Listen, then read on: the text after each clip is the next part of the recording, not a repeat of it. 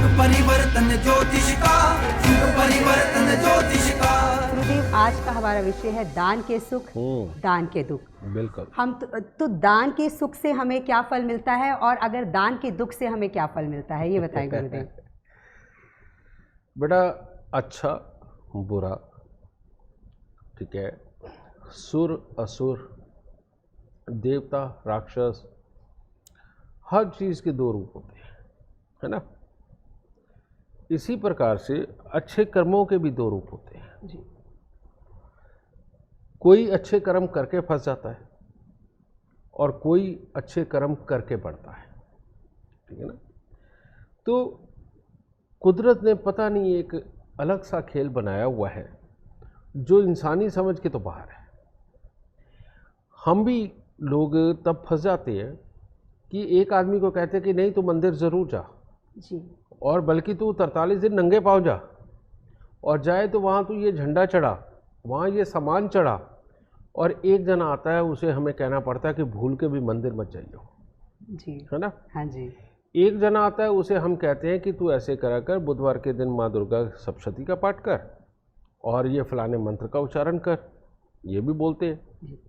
लेकिन एक और आता है उसे कहते हैं भूल के भी कोई पूजा पाठ नहीं करनी और कोई मंत्र उच्चारण नहीं करना, कोई साधु महात्माओं के चक्कर में नहीं फंसना, ठीक है। हाँ जी, मतलब कि सारी चीज़ें अलग अलग हैं। कुदरत ने ऐसे ना जैसे कर्मों के आधार पे छाट छाट के जन्म कुंडलियाँ बनाई हुई हैं कि तू तो बस यहीं तक सीमित रह, इससे आगे गया तो तेरे को नहीं छोड़ूंगा। इसी प्रकार से बेटा दान का भी है। कुछ तो दान लाल किताब ही बताती है, जैसे चंद्रमा छठे घर में बैठा हुआ, शुभ बैठा हो तो बहुत बढ़िया, लेकिन अगर अशुभ भी बैठा हो, माँ बाप या स्वयं इंसान पानी का प्याऊ लगवा दे, भंडारों में पानी बांट दे, दूध बांट दे, तो आदमी जड़ से तबाह हो जाता है। रिश्तेदारी खत्म, रुपया पैसा आना खत्म, कामकाज, कॉमन सेंस सब चली जाती है।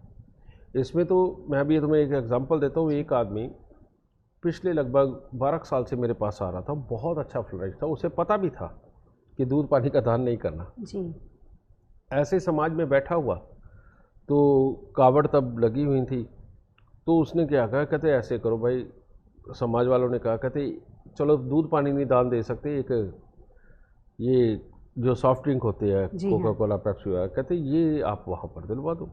उसने एक ट्रक भिजवा दिया। जब उसे तो पता ही तब चला जब 1.5 महीने के अंदर ये एकदम से सारे काम उसके बंद हो गए, तब वो मेरे पास आया। मैं कहा पागल, वो भी तो पानी था। जी, जी, और क्या था, क्या। तो इस तरह के हालात बनते हैं। छठे घर में अगर चंद्रमा है तो दूध पानी या किसी भी तरह का लिक्विड जो लोगों को पीने में आए, वो भूल के दान नहीं करना चाहिए, ठीक है।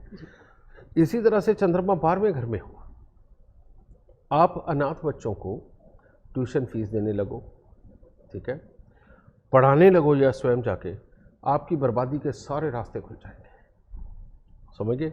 इस तरह के केस भी हमारे पास आए। एक आदमी मतलब कि यहाँ तक कि जिसका आप एयरपोर्ट के ऊपर जेट भी खड़ा है और इतना बड़ा बिल्डर, उसने यही काम किया कि उसने 1-2 अनाथ आश्रम गोद ले लिए और उन बच्चों की पढ़ाई लिखाई का जिम्मा अपने ऊपर ले लिया। हालात उसके यहाँ तक हुए कि उसका बाल बाल कर्जे में चला गया, समझ गए। और जो आदमी दूसरों को दान दिया करता था उसको कर्जों की जरूरत पड़ गई, ठीक है। ये सारे लाइव एग्जाम्पल है बेटा, समझ गए। फिर बृहस्पति 10वें घर में, चंद्रमा चौथे घर में। आदमी जितने दान पुण्य, जितने भंडारे लगाएगा, उसमें उतने ही इल्ज़ाम लगेंगे, उतने ही खराब हालात होंगे। ये भी लाइव एग्जाम्पल हमारे पास बीत चुके हैं, समझिए। कि एक आदमी था, उसका बहुत अच्छा मसालों का कारोबार था, बहुत तगड़ा कारोबार था। तो उसने इसी तरह से मंदिर में मूर्ति भी रखवाई, जबकि इसके अंदर मूर्ति नहीं मंदिर में रखवाई जाती किसी भी सूरत में। चंद्रमा चौथे घर में, बृहस्पति 10वें घर में जी। उसने मूर्ति भी रखवाई, उसने भंडारे लगाए, खूब लगाए, रोज़ के लगाने लग गया। करते करते उसके लड़के को दिक्कत आई, उसकी बहू ने इल्ज़ाम लगा दिया पूरे घर के ऊपर, सब पुलिस कोर्ट कचहरी के चक्कर में फंस गए, इज्जत की धज्जियाँ तक उड़ गई। और वही साफ लाल किताब में लिखा हुआ है कि झूठे इल्ज़ामों में फांसी तक पाएगा, ठीक है। तो बेटा यहाँ पर आपको सोचना पड़ेगा, ठीक है। फिर लाल किताब एक और चीज़ बोलती है कि जो आपकी जन्म कुंडली के अंदर अशुभ ग्रह हैं उनके दान रोज करो, दबा के करो, कोई दिक्कत नहीं। लेकिन जो भी ग्रह शुभ बैठा हुआ है उसकी वस्तुओं का भूल के भी दान मत करो। उसके भी मैं आपको एग्जांपल बताता हूं। एक आदमी का राजयोग कारक बुध दूसरे घर का बैठा हुआ, बहुत ही शानदार, पूरे परिवार को संभाल रहा था, काम धंधे बहुत अच्छे, सब कुछ ठीक है, हंसी मजाक वाला आदमी, सब बढ़िया। उसको किसी ने कह दिया बच्चों को ना स्टेशनरी और कलमों की ज़रूरत है। उसने स्टेशनरी दिल खोल के बांटी, कलमें बच्चों को बांटी, यानी कि पेंसिलें वगैरह। साथ ही उसका कामकाज छूट गया, सारा बर्बादी आ गई एकदम से, बेहद बुरे हालात हुए। तो बेटा ये बात जो हम आप तक पहुंचाते हैं, ये कहते हैं, ये सिर्फ कहने सुनने की बात नहीं। एक कहावत है, पंजाबी बोलते कहते या राह पे आ जाने या वाह पे आ जाने। जिसके साथ बीत जाती है वही जानता है बेटा, या रोज जिनके साथ बीती हुई है उनको देखता है तब पता चलता है, और तो कोई रास्ता है ही। जी। तो इसीलिए मैं आप सबको सिर्फ एक ही हिदायत आज देना चाहता हूँ कि एस्ट्रो साइंस ऐप भी आपके पास रखी है, बहुत अच्छी चल रही है, कोई दिक्कत नहीं। पिछले दिनों में दिखते रही है, हमें भी पता है जी। लेकिन अब कोई दिक्कत नहीं उसमें।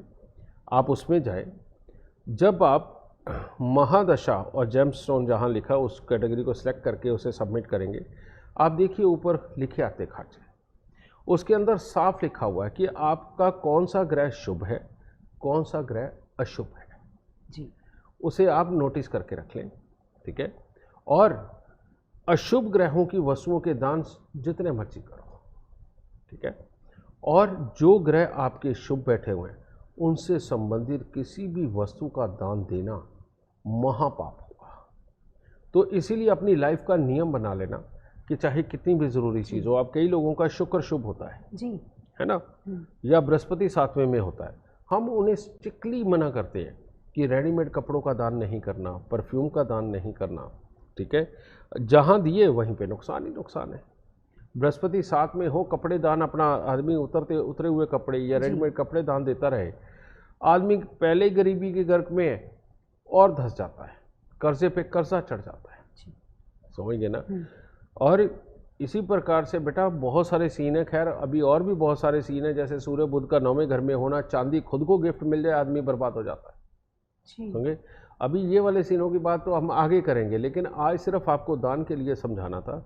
और इसके लिए कोई चूक मत खाओ, घर के जितने मेंबर हैं बस आप उनकी डेट ऑफ बर्थ टाइम डालो, डाल के शुभ और अशुभ ग्रह का चार्ट निकाल लो, सामने लिखा हुआ आता है, उसको निकाल के बस एक ही नियम बना लो पूरे घर के लिए कि अशुभ चीज़ों का दान उस शख्स से आप जरूर कराओगे जिसकी जन्म कुंडली में जो ग्रह अशुभ बैठा है, और शुभ ग्रहों के दान नहीं करवाओगे। अगर इतना भी ख्याल करोगे ना बेटा तो फालतू के उपायों की जरूरत नहीं पड़ेगी, इसी में दाता सब कुछ बहुत अच्छा करता चला जाएगा। सुखी रहो।